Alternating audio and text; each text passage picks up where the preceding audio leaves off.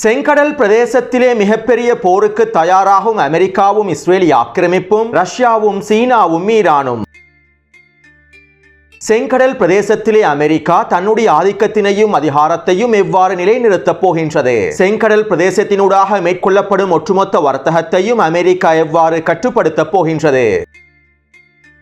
அமெரிக்காவும் இஸ்ரேலி ஆக்கிரமிப்பும் செங்கடல் பிரதேசத்தின் ஒட்டுமொத்த கட்டுப்பாடுகளையும் தங்களுக்கு கீழால் கொண்டு வருவது ரஷ்யாவுக்கும் சீனாவுக்கும் ஈரானுக்கும் எவ்வாறான சவால்களை ஏற்படுத்தப் போகின்றது? மேலும் செங்கடல் பிரதேசத்திலே நடைபெறப் போகின்ற இந்த போரில் சோமாலிலாந்து பிரதேசம் எவ்வாறு முக்கியத்துவம் வாய்ந்ததாக மாறப்போகின்றது? அமெரிக்காவும் இஸ்ரேலி ஆக்கிரமிப்பும் மொத்தமாக செங்கடல் பிரதேசத்திலே களமிறங்குவதற்கு ஐக்கிய அரபு அமீரகம் எவ்வாறான உதவிகளை வழங்கப் போகின்றது? இந்த நடவடிக்கைகளுக்கும் காசாவில் இருக்கக்கூடிய பலஸ்தீனிய மக்களை சோமாலிலாண்டை நோக்கி நாடு கடத்துவதற்கும் தொடர்புகள் இருக்கின்றனவா? செங்கடல் பிரதேசத்தினுடைய அரசியல் எதனை நோக்கி நகர்ந்து கொண்டிருக்கின்றது? இவை தொடர்பாகவே இன்றைய பதிவில் நாம் பார்க்க போகின்றோம்.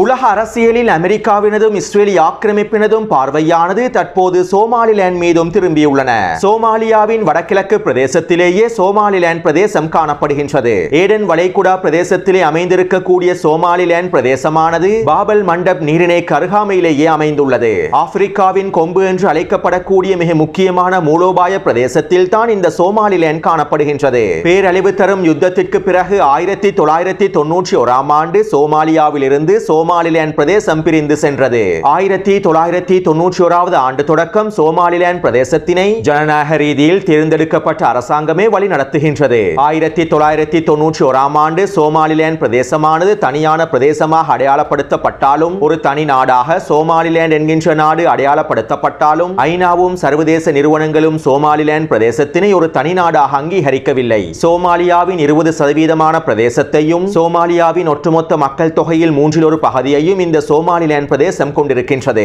தற்போது சோமாலிலாந்து பிரதேசத்திலே 62 லட்சம் மக்கள் வாழ்கின்றார்கள். சோமாலியாவை விட சோமாலிலாந்து பிரதேசத்திலே மக்களுடைய வாழ்க்கை தரம் ஓரளவு உயர்வாகவே காணப்படுகின்றது. மேலும் 2003 ஆண்டு சோமாலிலாந்து அரசாங்கத்தினால் அரசியலமைப்பு சட்டம் உருவாக்கப்பட்டது. இவ்வாறு சோமாலிலாந்துக்கான ஒரு தனியான அரசியலமைப்பு சட்டம் உருவாக்கப்பட்டதற்கு பிறகு பிரித்தானியா, பிரான்ஸ், சூடான், ஐக்கிய அரபு அமீரகம் மற்றும் இஸ்ரேலி ஆக்கிரமிப்பு என்பன சோமாலிலாந்து பிரதேசத்தினை அங்கீகரித்துக் கொண்டார்கள். ஐநாவினாலும் சர்வதேச அமைப்புகளினாலும் சோமாலிலாந்து பிரதேசம் அங்கீகரிக்கப்படாவிட்டாலும் ஐக்கிய அரபு அமீரகமும் இஸ்ரேலி ஆக்கிரமிப்பும் சோமாலிலாந்து பிரதேசத்தினை முழுமையாக அங்கீகரித்தார்கள். தற்போது சோமாலிலாந்து பிரதேசத்தினுடைய ஜனாதிபதியாக அப்துல் ரஹ்மான் முகமது அப்துல்லாஹி காணப்படுகின்றார். மேலும் தற்போதைய சூழ்நிலையில் அமெரிக்காவும் இஸ்ரேலி ஆக்கிரமிப்பும் சோமாலிலாந்து மீது கண் வைத்திருப்பதற்கான மிக முக்கியமான காரணம் சோமாலிலாந்து பிரதேசம் அமைந்திருக்கக்கூடிய அமைவிடமாகும். உலக வர்த்தகத்தின் 12% வர்த்தகம் செங்கடல் பிரதேசத்தினூடாகவே நடைபெறுகின்றது. ஒரு வருடத்திற்கு 800 பில்லியன் அமெரிக்க டாலர்கள் பெறுமதி அளவிலான வர்த்தகம் செங்கடல் பிரதேசத்தினூடாக நடைபெறுகின்றது.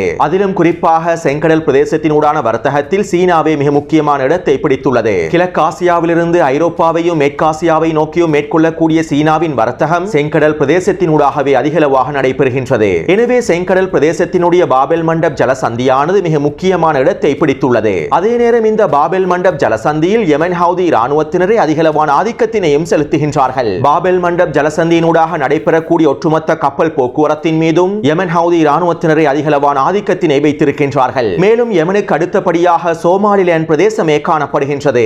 ஆனால் சோமாலிலாந்து பிரதேசமானது இன்னும் தனிநாடாக அங்கீகரிக்கப்படாததன் காரணத்தினால் ஐநாவினாலும் சர்வதேச நிறுவனங்களினாலும் தனிநாடாக அங்கீகரிக்கப்படாததன் காரணத்தினால் பாபெல் மண்டப் ஜலசந்தியிலே நடைபெறக்கூடிய அரசியலில் சோமாலிலாந்து பிரதேசமானது தலையிடுவதில்லை. மேலும் குறித்த ஜலசந்தி பிரதேசத்தில் சோமாலிலாந்து தன்னுடைய ஆதிக்கத்தினையும் செலுத்துவதில்லை. அத்தோடு 2014 ஆண்டின் இறுதி பகுதியிலே யெமனுக்குள்ளே உள்நாட்டு போர் ஆரம்பிக்கப்பட்டது. இந்த உள்நாட்டு போரிலே அமெரிக்காவிடமிருந்தும் மேற்குலக சக்திகளிடமிருந்தும் யெமனை முழுமையாக மீட்டெடுப்பதற்காக யெமனினுடைய பழங்குடி மக்களான ஹவுதி மக்கள் யெமனினுடைய மேற்கு பிரதேசத்தினை கைப்பற்றிக் கொண்டார்கள். யெமனின் தலைநகராக இருக்கக்கூடிய சனா பிரதேசத்தையும் ஹுதைதா துறைமுகத்தையும் முழுமையாக கைப்பற்றிக் கொண்டார்கள். மேலும் அமெரிக்க அடிமை அரசாங்கத்தையும் யெமனில் இருந்து துரத்தி அடித்தார்கள். தற்போது குறித்த வரைபடத்திலே பச்சை நிறத்தினால் காண்பிக்கப்பட்டிருக்கக்கூடிய யெமனின் மேற்கு பிரதேசங்கள் அனைத்தும் யெமன் ஹவுதி இராணுவத்தின் கட்டுப்பாட்டுக்கு கீழால் இருக்கக்கூடிய இருக்கக்கூடிய பிரதேசங்களாகும். மேலும் யெமனினுடைய முக்கியமான வர்த்தக நகரங்கள் அனைத்தும் யெமன் ஹவுதி ராணுவத்தின் கட்டுப்பாட்டிலேயே இருக்கின்றது. சுருக்கமாக குறிப்பிடுவதாக இருந்தால் யெமன் ஹவுதி மக்களை பிரதிநிதித்துவப்படுத்தக்கூடிய யெமன் அன்சாருல்லாஹ் தரப்பினரே யெமனினுடைய மேற்கு பிரதேசத்தினை ஆட்சி செய்கின்றார்கள். அதே நேரம் யெமனினுடைய தெற்கு பிரதேசமான ஏடன் பிரதேசத்திலே ஒரு இடைநிலை அரசு காணப்படுகின்றது. இந்த இடைநிலை அரசானது ஐக்கிய அரபு அமீரகத்தினுடைய கட்டுப்பாட்டுக்கு கீழேயே இருக்கின்றது. குறித்த வரைபடத்திலே நீல நிறத்தினால் காண்பிக்கப்பட்டிருக்கக்கூடிய பிரதேசமே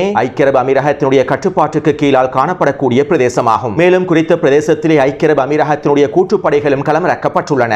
அத்தோடு யெமன் ஹவுதிகள் அமெரிக்க சார்பு ஆட்சியை முழுமையாக தோற்கடித்ததற்கு பிறகு பாபெல் மண்டப் பிரதேசத்தினுடைய அதிகாரத்தையும் பெற்றுக் கொண்டதற்கு பிறகு அவற்றினை மீட்டெடுப்பதற்காக ஐக்கிய அரபு அமீரகம் பல்வேறுபட்ட வேலை திட்டங்களை முன்னெடுத்திருந்தது. இதற்கமைவாக 2018ஆம் ஆண்டு யெமனினுடைய தெற்கு பிரதேசத்திலே இருக்கக்கூடிய மிக முக்கியமான மூலோபாய தீவுகளான சகோதர தீவுகளையும் ஐக்கிய அரபு அமீரகம் கைப்பற்றிக் கொண்டது. மேலும் இந்த சகோதர தீவுகளில் ஐக்கிய அரபு அமீரகம் மிகப்பெரிய இராணுவ தளத்தையும் அமைத்துள்ளது. கடந்த வருடம் இந்த இராணுவ தளத்தையும் ஐக்கிய அரபு அமீரகம் திறந்து வைத்துள்ளார்கள். அத்தோடு அமெரிக்காவினதும் இஸ்ரேல் ஆக்கிரமிப்பினதும் முழுமையான ஆதரவோடு ஐக்கிய அரபு அமீரகம் யெமன் ஹவுதிகளுக்கு எதிராக தரைவழி தாக்குதல்களை மேற்கொண்டிருந்தாலும் அவர்களால் யெமன் ஹவுதி இராணுவத்தினரை தோற்கடிக்க முடியவில்லை. மேலும் பாபெல் மண்டப் ஜலசந்தி பிரதேசத்தையும் யெமன் ஹவுதி இராணுவத்திடமிருந்து ஐக்கிய அரபு அமீரகத்தினால் மீட்டெடுக்க முடியவில்லை. இதனால் 2017ஆம் ஆண்டு ஐக்கிய அரபு அமீரகம் சோமாலிலாந்து பிரதேசத்திலே களமிறங்கியது. 2003ஆம் ஆண்டிலிருந்து சோமாலிலாந்து பிரதேசத்தோடு நெருங்கிய தொடர்புகளை வைத்திருக்கக்கூடிய ஐக்கிய அரபு அமீரகத்தினால் 2017ஆம் ஆண்டு சோமாலிலாந்து பிரதேசத்திற்குள்ளே இலகுவாக நுழைய முடிந்தது. மேலும் சோமாலிலாந்து அரசாங்கத்திற்கு தேவையான எல்லாவிதமான உதவிகளையும் ஐக்கிய அரபு அமீரகம் மேற்கொண்டது.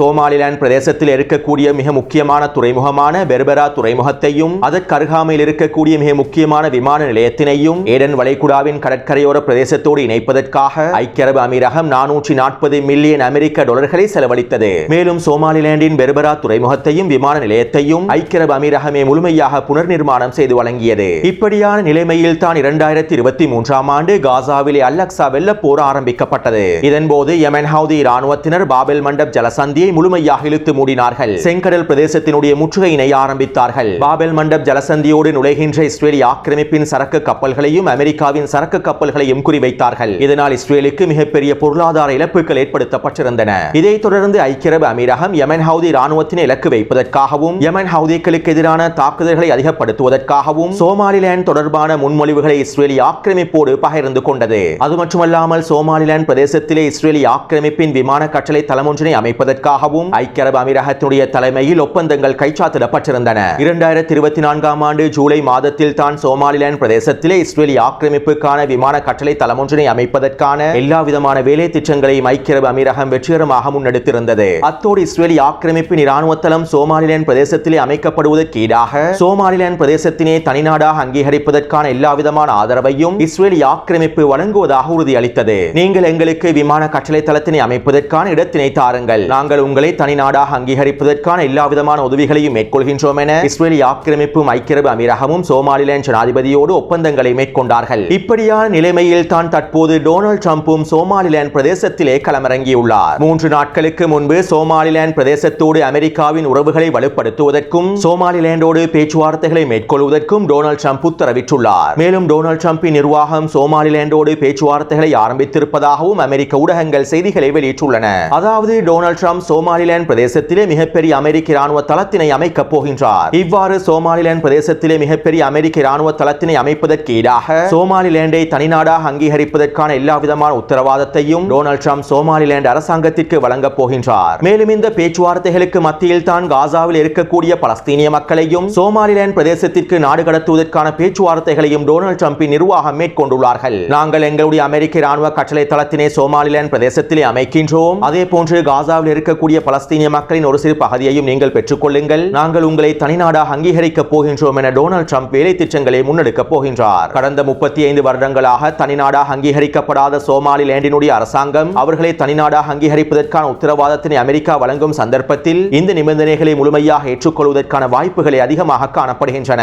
அத்தோடு சோமாலிலாந்து பிரதேசத்திலே அமெரிக்காவும் இஸ்ரேலிய ஆக்கிரமிப்பும் களமிறங்குவது, அமெரிக்காவினதும் இஸ்ரேலிய ஆக்கிரமிப்பினதும் இராணுவ தளங்கள் அமைக்கப்படுவது ரஷ்யாவுக்கும் சீனாவுக்கும் ஈரானுக்கும் மிகப்பெரிய சவாலாகவே மாறப்போகின்றது. சோமாலிலாந்து பிரதேசத்திலே அமெரிக்கா முழுமையாக களமிறங்குமாக இருந்தால் பாபெல் மண்டப் ஜலசந்தியினுடைய கட்டுப்பாட்டையும் அதிகாரத்தையும் அமெரிக்கா தங்களுடைய கட்டுப்பாட்டுக்கு கீழால் கொண்டு வருவார்கள். செங்கடல் பிரதேசத்தினூடாக நடைபெறக்கூடிய ஒட்டுமொத்த வர்த்தகத்தையும் அமெரிக்கா தங்களுடைய கட்டுப்பாட்டுக்கு கீழால் கொண்டு வருவார்கள். பலஸ்தீனிய மக்களுக்கு ஆதரவாகவும் இஸ்ரேலிய ஆக்கிரமிப்பின் பொருளாதாரத்தினை முடக்குவதற்காகவும் யமன் ஹவுதி இராணுவத்தினர் பாபெல் மண்டப் ஜலசந்தியை இழுத்து மூடுகின்றார்கள். இது இஸ்ரேலிய ஆக்கிரமிப்பின் பொருளாதாரத்திற்கு மிகப்பெரிய தாக்கத்தினை ஏற்படுத்துகின்றது. எனவே இதே வேலையை சோமாலிலாந்து பிரதேசத்திலிருந்து அமெரிக்காவினாலும் செய்ய முடியும். ஈரானுக்கு எதிராகவும் சீனாவுக்கு எதிராகவும் ரஷ்யாவுக்கு எதிராகவும் சோமாலிலாந்து பிரதேசத்திலே இருந்து கொண்டு அமெரிக்காவினால் இந்த வேலையை செய்ய முடியும். சீனாவுக்கு எதிராக அமெரிக்கா மிகப்பெரிய வர்த்தக போரை ஆரம்பிக்கும் சந்தர்ப்பத்தில் நிச்சயமாக அவர்கள் இந்த சோமாலிலாந்து பிரதேசத்தினை பயன்படுத்திக் கொள்வார்கள். சீனாவினதும் ரஷ்யாவினதும் ஒட்டுமொத்த பொருளாதாரத்தையும் முடக்குவதற்காக செங்கடல் பிரதேசத்தினை அமெரிக்கா இழுத்து மூடுவார்கள். எனவே தற்போதைய சூழ்நிலையில் பாபெல் மண்டப் பிரதேசத்தினுடைய ஆதிக்கம் யமன் ஹவுதி இராணுவத்திடம் இருப்பதே சீனாவுக்கும் ரஷ்யாவுக்கும் ஈரானுக்கும் மிக முக்கியமான தேவையாகும். தற்போது அமெரிக்கா யமன் மீது உச்ச வான்வெளி தாக்குதல்களை மேற்கொண்டு வருவதற்கு பின்னாலும் இந்த செங்கடல் அரசியல் காணப்படுகின்றது என்பதனையும் நாங்கள் தெளிவாக புரிந்து கொள்ள வேண்டும். எனவே செங்கடல் பிரதேசமானது எதிர்காலத்திலே மிகப்பெரிய மோதலுக்குரிய இடமாக மாறப்போகின்றது. அத்தோடு இந்த காணொலி தொடர்பான உங்களுடைய கருத்துக்களையும் பதிவிடுங்கள். தொடர்ந்து என்னுடன் இணைந்திருங்கள். நன்றி, வணக்கம்.